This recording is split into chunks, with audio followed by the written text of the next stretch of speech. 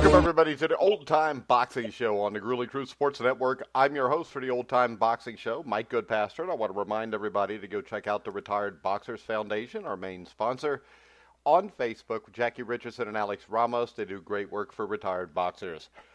Right now, I want to welcome in our guest, as always, my co-host, boxing historian Christopher Shelton. How you doing, Chris? Good. Glad to do this. Just to start, there's a baseball cliche. Willie Mays is where triples go to die. So what we're doing today is Mark King is where morals go to die. Yeah, that's true. And Don King will never die because he's the devil. Yeah. All right.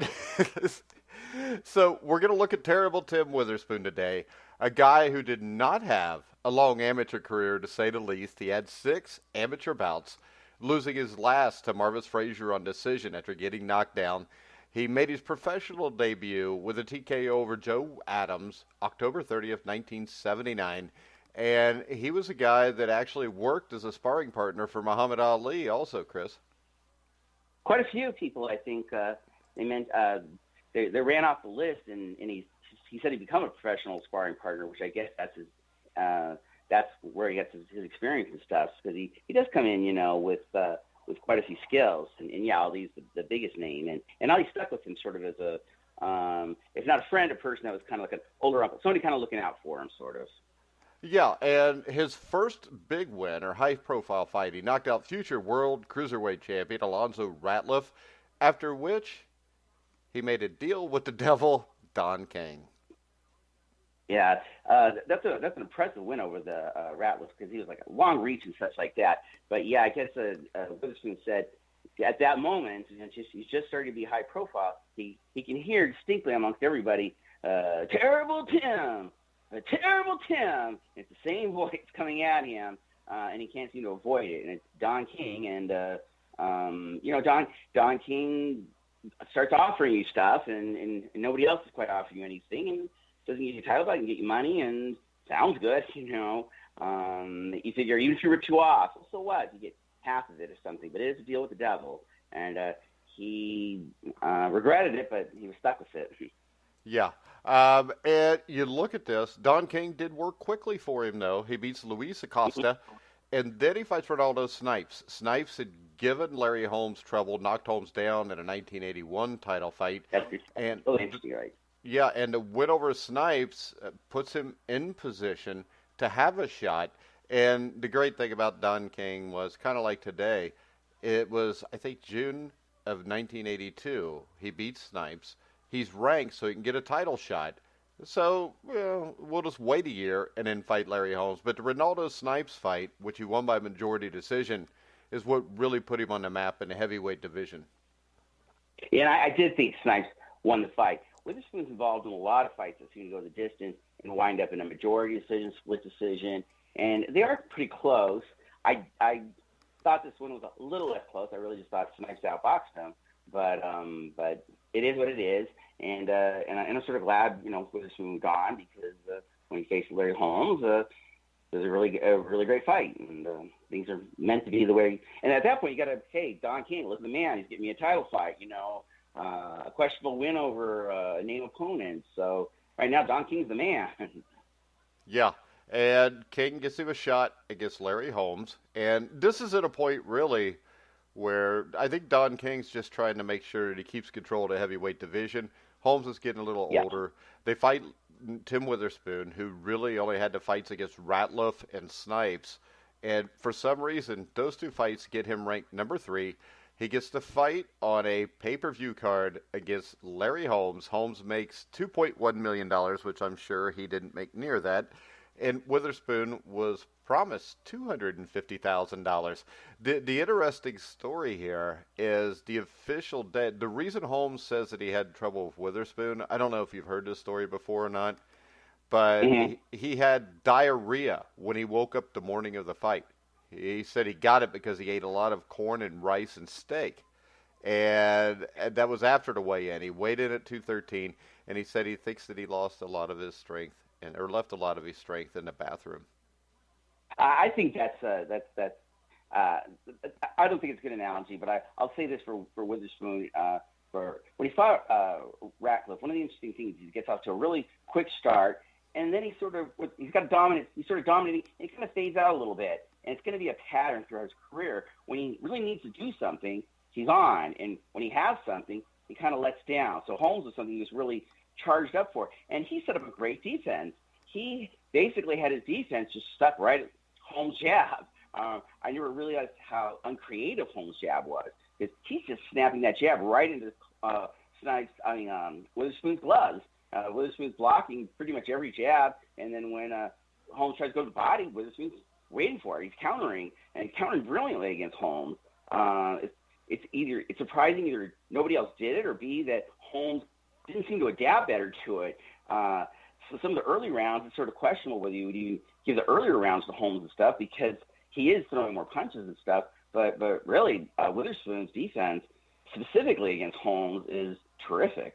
Well, my only problem is if you want to win the title, especially against a guy that's also owned by Don King, and he's been a champion for 5 years, you're going to have to take it more than what Witherspoon did in this fight. Because I think either way, I think it was a close fight. You had Herb Santos scored at 115-114 for Witherspoon. Manker scored at 115-113. Of course, Chuck Hassett, to me, is the guy that spun off at 118-111, because I could see a decision 115-113 either way, but 118-111 is more than a stretch. I agree that I would give the decision to Witherspoon, but I do think that I can understand that it's pretty close. That ninth round, Witherspoon he simply holds on to this overhand right. He aims it, almost seems slow in motion, because he's simply getting it built up. And Holmes, his style makes fights, because Snipes was such a difficult opponent for Witherspoon, but Holmes liked to do his rope-a-dope, Bay Ali, and that's not a good thing to do against Tim Witherspoon, because then he gets to lean against you and sort of wind up that overhand right and clock you. And boy, Holmes, took two of those in the ninth round. It really looked like he's in big trouble. He didn't know he's not going to make it out. He doesn't even quite know where he is. Holmes was brilliant in holding on, and then Witherspoon, it's tough to judge him or not judge him, because in retrospect, he's not being aggressive enough in taking out Holmes. Then again, he wasn't experienced going into 15 rounds. Maybe it's not a good idea to give all your energy to take out Holmes, and what if you don't? It's a tough thing, but he certainly dominated Holmes from that point on, the latter part of the fight. And that ninth round is a terrific round, except that it's frustrating and admirable that Witherspoon, with time on the clock, is being so patient and setting up his sort of technical game, because that's really impressive for a young fighter. Then again, you got Holmes dazed, go for it. There's two ways to look at it. And in the end, though, it's a tough, close fight. I thought it would go to Witherspoon. It's not an awful decision. Holmes got to hang on to it. Just how I think this, though, I think if he goes after Holmes, what we saw from Holmes' career when guys like Shavers, who was a bigger puncher, and Ronaldo Snipes hurt him, when they went after him, they ended up getting hurt, because Larry Holmes was the kind of guy that even if you dropped him, it was kind of like you just woke him up. I agree. That's why I do think that what if you go for this knockout and you don't get it, and you're not used to going to 15 rounds and such, and Holmes is. And Holmes had a lot of tricks in the book. Well, it was only a 12-round fight, remember, because this was a WBC, and they had freaked out after the Dooku Kim thing and changed everything to a 12-round fight. I swear it was 15 rounds. I watched it a million times, but it was 12. I bet on that's why I think it was 12, wasn't it? That's why the score. That's why the score was like 118-111, and 115-113. Well, check my damn notes. I got my books here. I'm not trying to be right or wrong. I just want to get it right here. I'm right, Chris. Don't worry about it. All right. Well, you know what? I got L at B12. All right, there you go. So it's on my notes. All right. Well, anyway, after that, though, okay, go ahead. He had some impressive wins, and one of his most impressive wins after that was he beat Floyd Jumbo Cummings, who he dominated. But then on the undercard of Michael Dokes and Harry Coetzee at the Ridgefield Coliseum, he knocked out James Quick Tillis in one round. And Tillis was a guy who went to distance with Weaver. He'd go to distance with Mike Tyson a few years after this. And to knock out Quick Tillis in any round, but especially the first round, was impressive.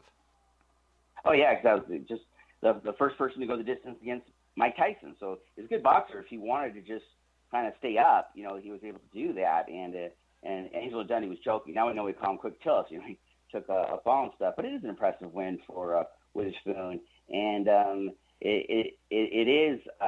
He's not really an early round knockout artist, but he has a few of them, and that was one of them. And it was very impressive. And as close as he fought Holmes, either way. And Snipes, though I do think he lost him, essentially won the decision. He is somebody that's up there in the top, 3 or something. And Larry Holmes, there's growing suspicion that he's not trying to fight the best fighters and not going to give a Witherspoon a chance again or Weaver a chance again. And he's sort of taking it a little bit easy. See, I don't think he was taking it easy. I think he was trying to screw Don King. I think he was just trying to cash out, make as much money as he could while screwing Don King over. I think that's why you didn't fight him, Dokes and Coetzee and guys like that. He was also taking on these guys that weren't very experienced, like Carl Chase Williams. But again, he did like Witherspoon. They gave Holmes a lot more than he expected, but they didn't have very many fights really going into a title fight. You sort of wonder, was it really right for them to get a title fight? Although when they fight so well against Holmes, well, then it seems justified, but it doesn't seem justified necessarily going in. All right, next up, Larry Holmes, as we're talking about, relinquished the WBC heavyweight title. That's when he said he didn't want to fight Greg Page under the terms of a contract with promoter Don King. The contract called for Holmes to get $2.5 million to fight Page in February or March of '84. And Holmes said he would not fight him unless he came up with more dollars. He said that $2.5 million to fight him would end up with him getting about $1 million at best after Don King stole the rest.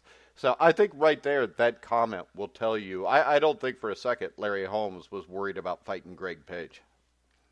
No, I agree. I agree that I'm glad we're going to be able to do this with the Don King situation and the mess, because we're trying to get it right with these guys. And it is a little bit difficult, but Don King certainly is a problem, and it comes to money and how he's distributing it. And Holmes can walk away from it, and in a way, you can call it a WVA or a WVC. It's the people that usually decide the heavyweight champion, or they did throughout history before these letters even came around. And Larry Holmes is undefeated, and somebody's got to beat him. You're right. Greg Page is a fine boxer, but it wasn't Holmes avoiding him. There's too many people complaining about Don King, including Muhammad Ali himself, saying he got ripped off. Too many people are saying they got ripped off by Don King to deny this, but Don King had a hold, and it becomes a problem because in sports, whoever won the Super Bowl, that's your champion, and in baseball, whoever won the World Series, that's your champion. Boxing, it gets a little more complicated. It's just at this point, Larry Holmes is still the heavyweight champion, but it does become a little bit more juggling after boxing.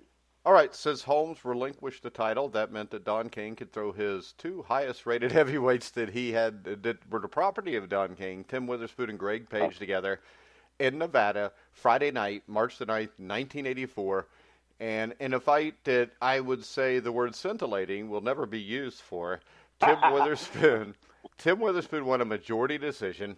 Jerry Roth 117-111, Lou Tabbitt 117-111, Chuck Minkers somehow 114-114. I think I had this like 116-112 for Witherspoon. Yeah, I had just watching it. It's fairly close when all said and done. Page maybe appears to be doing it at best a little bit better, more boxing, not much. It's kind of even. But Witherspoon's landing harder punches, without a doubt. Nobody denies that. So I think you simply have, looking at it and watching all the rounds, saying, yeah, I would give it to Witherspoon and think that's fair. Page is complaining he's being robbed by Don King, and we're trying to say when we think that's the case. I don't think so in this case. I think it was a fairly even and sort of boring technical. Technical can be really interesting and such, but this is going to be Don King's argument against Witherspoon and against Greg Page. Hey, these guys aren't bringing anything to the table. The audience doesn't care about them, and largely there's a lot of truth to that. But what are you going to do? Witherspoon's fighting the way he knows how.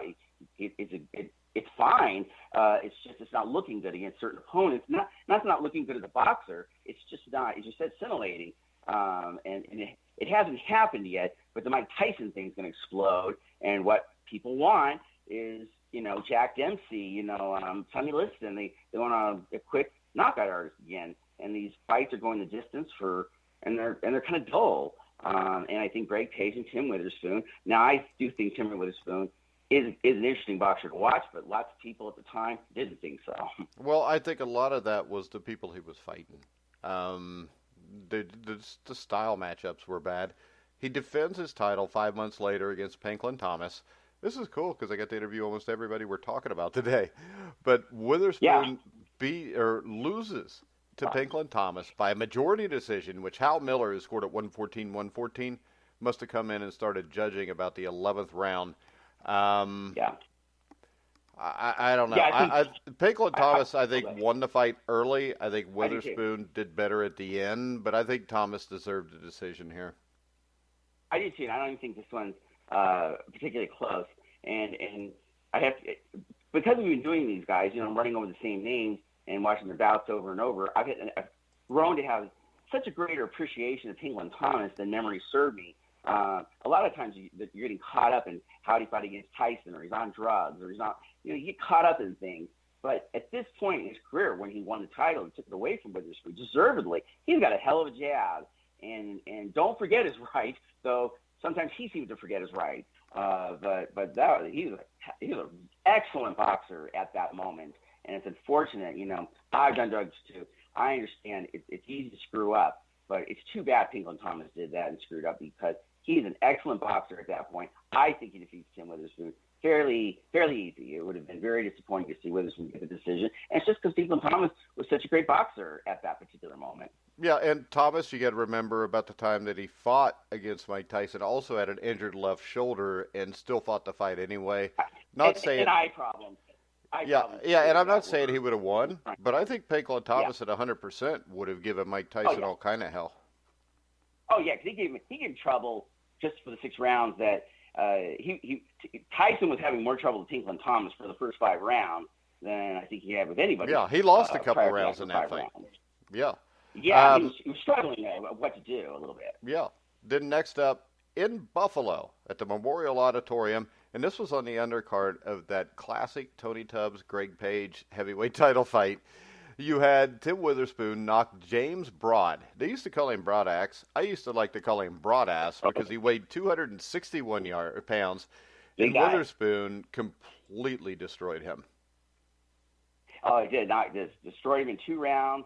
It looked like it was going to be a slugfest that was going to go a long ways, and no, Witherspoon aimed and launched that right, and that right, if he sits there and he plots it out, he tries to pin you, and then just wails it, and it either hits at the side of the head or sometimes on the top of the head, and it makes you loopy because the boxers are loopy, and you better do something like Holmes or something and try to figure out or try to get out of there, do something. But Broad started getting hit and then hit, and the referee should have stopped it, about 10 punches before he did.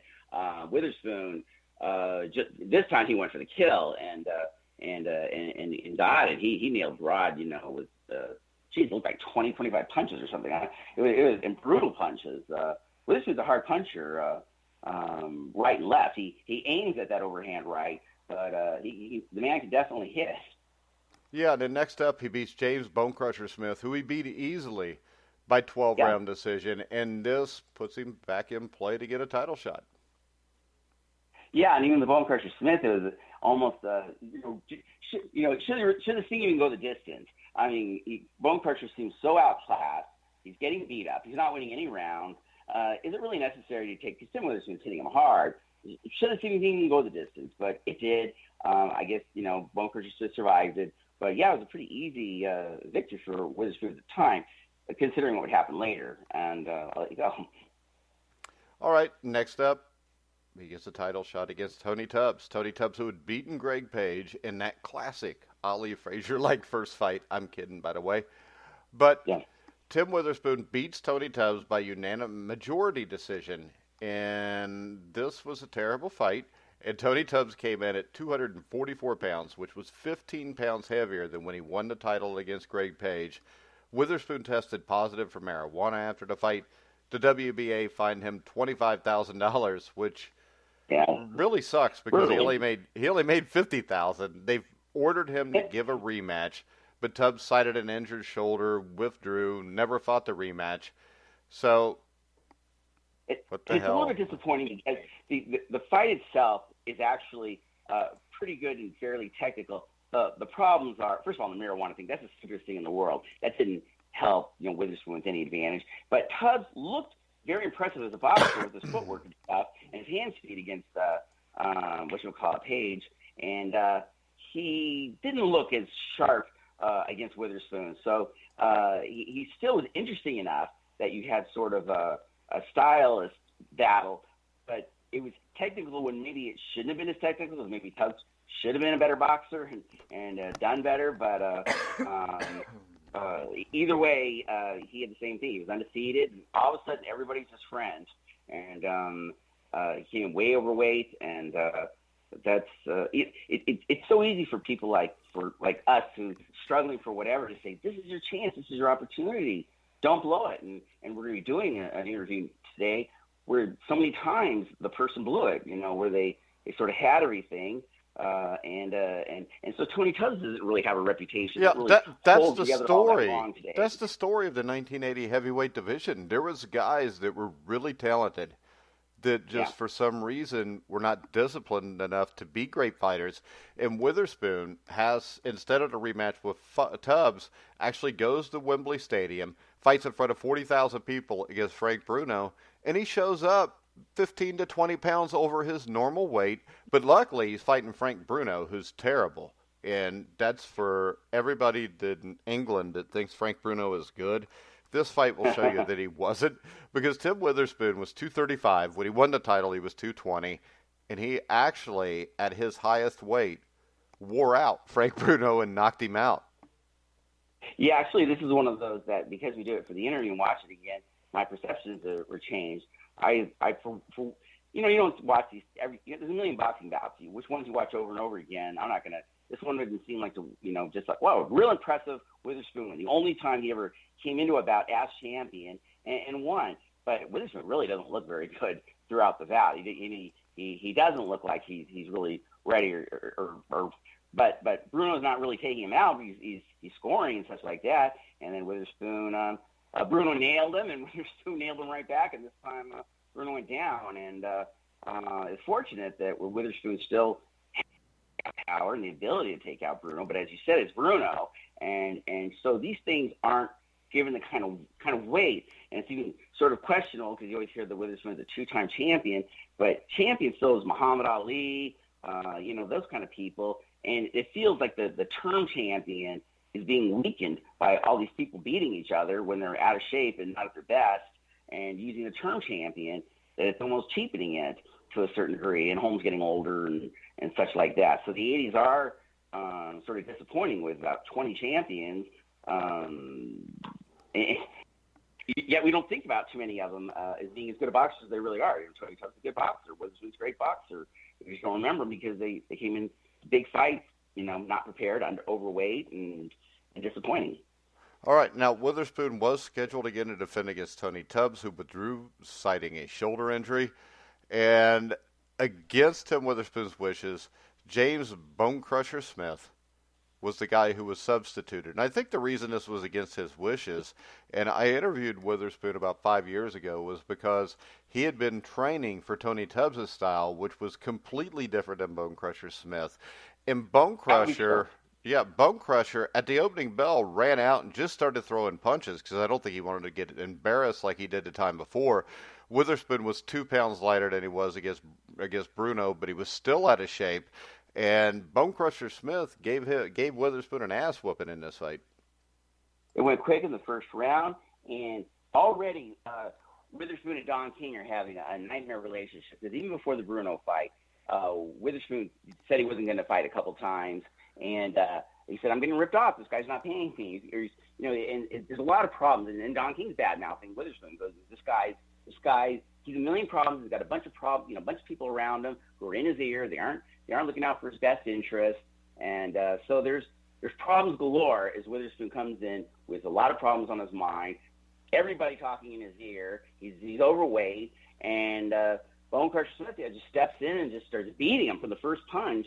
Witherspoon had never gone down. He went down 3-4 times. One knockdown wasn't called a knockdown, but it was, and knocked out easily in the first round. Now, Witherspoon would say later, this is the best thing that ever happened to me. I was so happy to be free of Don King, but there's problems on all sorts of fronts that it damaged Witherspoon's reputation as far as a legacy and such. And then Bone Crusher Smith winning, the winner gets to fight Mike Tyson. And, love to see Witherspoon versus Mike Tyson. And Bone Crusher Smith, after beating Weaver and Witherspoon in one round, and starting, have something that you could admire, the most embarrassing title fight against Mike Tyson of all time. Just embarrassing the way he hid and ran away from Mike Tyson. So this was, and that's how I remember Bone Crusher Smith, and a lot of people remember him. And it's just, again, it's one of those things that I guess you got to give Mike Tyson credit, that there's all these disappointments. I don't, because I think that it showed the limitations of Mike Tyson, because Bone Crusher Smith didn't run from him. He basically just grabbed him the whole fight and hugged him. Oh, yeah. And Tyson never he did once. Run from him. I think he did. He wiggled around the ring a lot. But you know what I mean. I mean, he was unable. He is a big guy. If he doesn't really want to get knocked down, he's going to be a tough guy to knock down. And Mike Tyson couldn't. Mike Tyson didn't even try. Sort of, at a certain point, he just sort of. This guy's just giving it to me, and the fans are booing nonstop, and it's disappointing for everybody because Bone Crusher Smith loses his reputation, Witherspoon loses his reputation, Page, Tubbs, and all of them sort of get mixed together, teams and opponents, even though they're all different kinds of boxers. It just becomes a jumbled mess that it looks like, because they have this unification, Mike Tyson solved the problem. Now we got Mike Tyson and Michael Spinks, and that's it. But it might have given Tyson too much credit, because he was beating talent. These are talented guys, but they're also a little bit of a head cases and messes. And eventually you'd have other heavyweights around the bend who could either get it together that day or had it together in general than the 80s people.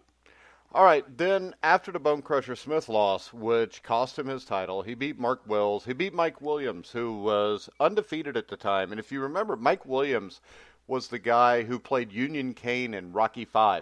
The interesting story about Mike Williams is he was supposed to get a title shot against Tommy Morrison. He was supposed to be the guy that Tommy Morrison fought when he ended up. Who was the guy that he fought that they pulled out of the crowd, Chris? Do you remember that? No, I don't. Oh, come on, Chris. You're supposed to be our boxing historian. Hey, I watched the fight. I know he took out Tillis, which is his big deal. Well, it was the fight after Tommy had beaten George Foreman to win the title. Mike Williams was who he was supposed to fight next. And Mike Williams in the locker room refused to come out for the fight. They were fighting in Kansas City. And they ended up, there was a guy who, his name slips me right now, who was sitting in the crowd drinking a beer, who was a professional boxer, who actually ended up getting the title shot. But Mike Williams also, I believe, lost to Buster Douglas on the undercard of Tyson Spinks. But Witherspoon only beats him by a split decision, still out of shape. And then in 1989, one of the greatest knockouts you'll ever see, he knocked out Anders Eklund, who I think was from Sweden. And the interesting thing about that is, have you ever seen the movie The Great White Hype? Yes, I have. Okay, and remember, they're looking for a white guy to fight whatever the name of the heavyweight champion was in there, because they needed a white guy to make money. And they actually showed this knockout with Witherspoon knocking out Eklund. And I don't know if you've seen this knockout before, but it was pretty impressive. He looked like he almost rearranged the guy's face. And then he beats Jose Rebalta by a majority decision. And then he gets a shot against Carl Truth Williams, who he beats by a split decision.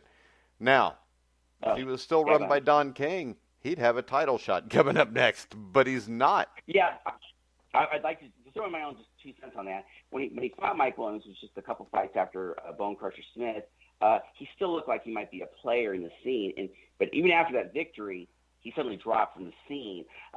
That fight against Bruno, the numbers are just awful. He's fighting in England as a champion. Bruno gets $900,000. and he gets $90,000, and Mark King gets $250,000 as the manager, and facing Bone Crusher Smith. Mark King is the manager for both fighters going into a championship fight. And so Witherspoon's now caught in this legal mess and feeling sorry for himself, and he had a right to feel sorry for himself. And Don King's now locking him out of all his fighters. So Witherspoon is just sort of disappearing from the scene as opposed to losing fights. Yes, the Carl Truth Williams fight was a decent fight. Williams has a good jab. He gets good efforts, but Witherspoon deservedly won. At least it's somewhat high profile. Williams had only lost 3 times at that point. But Witherspoon just sort of – because now there's just Riddick Bowe's coming around, and Lennox Lewis is around, Evander Holyfield's around, Michael Morris. It's just a lot of guys that are showing up and around, and Witherspoon is just falling off the radar in this lawsuit with Don King that Don King deserved to get. I mean, Mark King's a punk. He's a coward. Don King's a criminal or rotten person, but at least he's a worker. You see him and it's him and Donald Trump at all these things, and it's just interesting to see King on hyperactive drive looking for the money, while Donald Trump shows up late and only interested in the power and the kind of stuff. But a lot of these boxers are victims, and Witherspoon was unhappy being a victim, and so he really had to go after Don King as best he could. And I'm only picking on Mark King so much because he basically just, You could pick on Carl, too. All the Kings are scum. Yeah, I suppose so. I mean, what are you going to do if your dad offers you a lot of money to do nothing, or just I'm going to say, okay, Daddy. Yeah, I'd like to think I wouldn't, but $250,000 sounds pretty. Why good. would you not? You can get $250,000 to go out and do something. Also, you don't have to just sit on your ass. But then, that's true. And then it looks like Tim Witherspoon's career has come to an end. He loses to Everett Bigfoot Martin. Now, Bigfoot Martin's a guy 17-14 at the time. He was a decent fighter, but he loses there. And that leads to the next 4 years of fighting to Sherman Griffiths, the Nathaniel Fitches of the world. He gets a shot against Al Cole at Madison Square Garden, upsets Al Cole, and then he fights Jorge Luis Gonzalez, who at the time... And he is free king by this point. Yeah. And he fights Jorge... Now he's going to Madison Square Garden. He's done 5.5 years without a loss, and then now he's got 6+ years with only the one loss, because the Don King thing really was a mess. So you're right. I'm sorry. Yeah, because Don King controlled most of the division. But Jorge Luis Gonzalez was a Cuban amateur who was a great Cuban amateur. He was a terrible professional. He got his ass beat up by a lot of people. And Tim Witherspoon was one of the first guys to expose him to the whole world. And this was on the undercard of Bo Galata 1. And I think the other fight on that card was Evander Holyfield and Bobby Chez. But he just took Gonzalez apart. Yeah, he did. Gonzalez was exposed. Gonzalez didn't actually have anybody for several of the fights prior. He even listed as a manager or trainer of any kind. This time he did, but it wasn't a boxer as a trainer. It was a person that did some other sport. And Gonzalez doesn't really look like he had any kind of game plan against Witherspoon. And Witherspoon slowly starts to figure out, hey, what to do. And he does get this technical knockout in the 5th round, looking very impressive, beating up and knocking out Gonzalez. But it's really, I'm glad for Tim Witherspoon, because this was his night in a way. I mean, Evander Holyfield's night too, but it was an impressive, and Lennox Lewis's night against Mercer. But just an impressive victory. Tim Witherspoon now at least was back on the radar again, free of Don King. He's older now, though, quite a few years.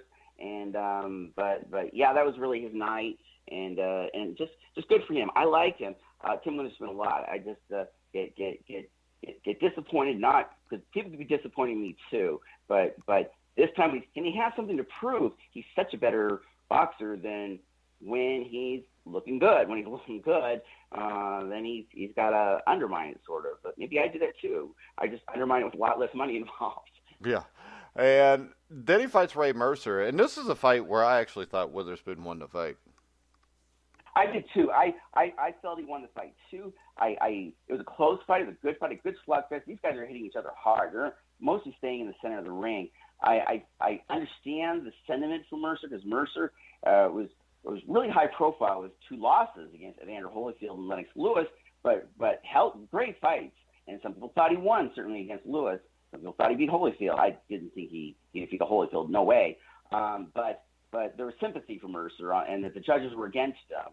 So I don't know if that influenced anything, but it was impressive because when I saw the fight again, just not too long ago, we did Mercer, I sort of thought of Tim Witherspoon already in this sort of spinning cycle of losses, but he really hadn't. He only had 4 losses going into that fight because he had disappeared for so long that he even disappeared off my radar and stuff. So what had happened to him? I knew he was in a Don King, lawsuit from mess, but it was a good fight. I do think Witherspoon won, but ultimately I guess it's not life or death because when he very shortly after that he didn't look good at all and looked like he should be seriously thinking when Jimmy Thunder and stuff. He's seriously thinking about retirement. Yeah, and the Larry Donald fight, I think he looked really lethargic. He lost to Jimmy Thunder, who was a guy with a big punch, who at one point was a huge star on Tuesday night fights. He loses to Andrew Golota. He lost to Brian Nielsen in Denmark. Lost to Greg Page in a rematch in 1999. Yeah, so his career was pretty much over here. But every once in a while, in those last 5 or 6 years, he would show you what he used to be. I mean, the Darryl Wilson fight, who he knocked Darryl Wilson out, who was a fringe contender. Ahmed Abdin. Who knocked out Shannon Briggs. Yeah. Big guy.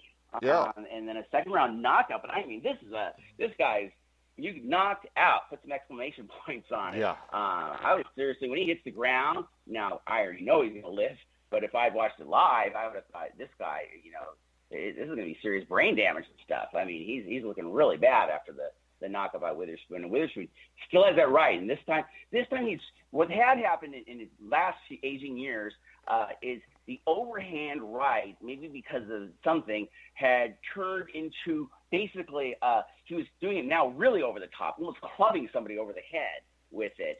And that's what he did. So now instead of getting hit at the side of the head, which just right now, if you're listening, hit yourself to the side of the head. It hurts, let alone Tim Witherspoon doing it. And if you get hit at the top of the head, it makes you loopy. And this guy's the second time it happens to him, he's not just loopy, he's gone. He's out. He looks like if I were watching it live, I'd think, this guy, get this guy to a hospital now.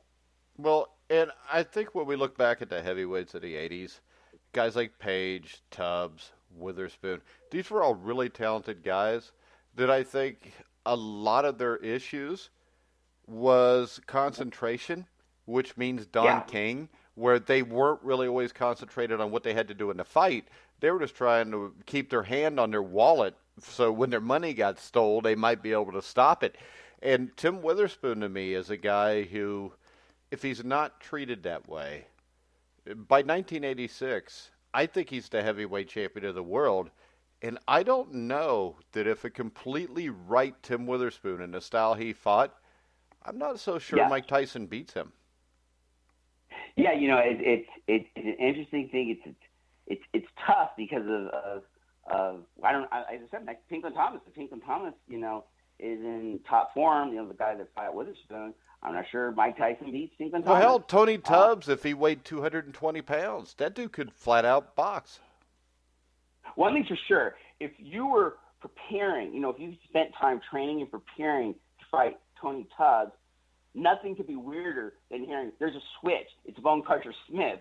Size, style, speed, everything couldn't be more different from one man to the other. The Tony Tubbs just looks like a real stocky. He looks stocky, not that, but he looks small and stubby, while Bone Crusher Smith looks like a tall machine. Well, how about this, though? If you're a great fighter, you just don't give a damn and you overcome it, though. That's what they did. That's what happens.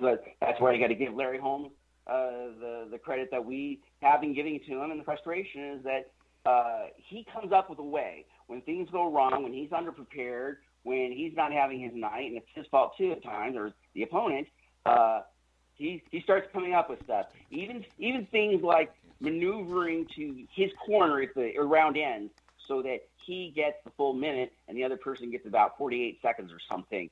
A lot of little things, the tug, the hold, the rope-a-dopes, if you landing a couple punches back, Holmes comes up with everything to win in a way that doesn't seem as the other ones don't seem as impassioned. Let me shut this stupid thing off. Hold on.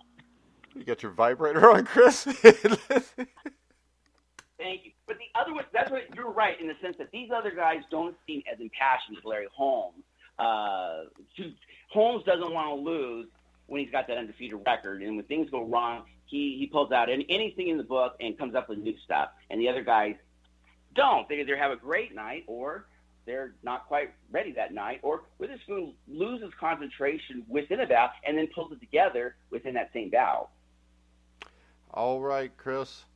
So you ready to wrap this up, or you got something else you want to talk about with him? No, just that I do believe that Don King only has a point that if the fans aren't interested in, because if Tim Witherspoon won the supposed first heavyweight title at 2, really, they were still saying, is this guy really a heavyweight champion? No one really believes it. Is anyone interested in seeing him? He doesn't seem to have a fan base.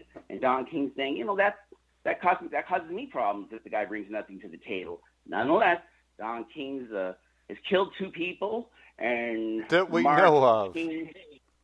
Huh? That we know of. Well, my guess is it's probably higher than 2. He's killed 2 that we know of, and Mark King's only killed his own soul. Yeah, well, they've all killed their own souls. So who do you want to do next? Do you want to do Boom Boom Mancini? You bet. I'm really looking forward to that. Well, since we're going to be locked down in quarantine, can we do the show sooner, since all you're going to be able to do is sit around and watch fights? Yeah, you're right, because we are in quarantine and stuff. It is pretty crazy. Yeah, but I still would like. I really want to make sure I have everything on. I can make instead of 14 days to 7, like 10 or something like that. If you want to do something like that. You're such a sissy, Chris. I could do it right now, but all right. I like to do everything again because of perceptions. Though I will say, I watched the Holmes Witherspoon fight a million times, and you just did it on memory, and I still thought it was 15 rounds, and you knew it was 12. Yeah, I don't forget things that I saw when I was younger. I can't remember anything that's happened in the last 20 years, though. That's why we do an old-time boxing show. Right. All right, so we'll do Ray Boom Boom Mancini next. Chris, whenever you're ready to do it, just text me and we'll do it. But for now, I want to remind everybody to follow The Grueling Truth at Grueling Truth on Twitter, and check out all of our shows on iHeartRadio, iTunes, TuneIn, Spreaker, Stitcher, Spotify. Wherever you find sports podcasts, you'll find The Grueling Truth. So for now, for Chris Shelton, I'm Mike Goodpaster. You've been listening to The Grueling Truth, where the legends speak.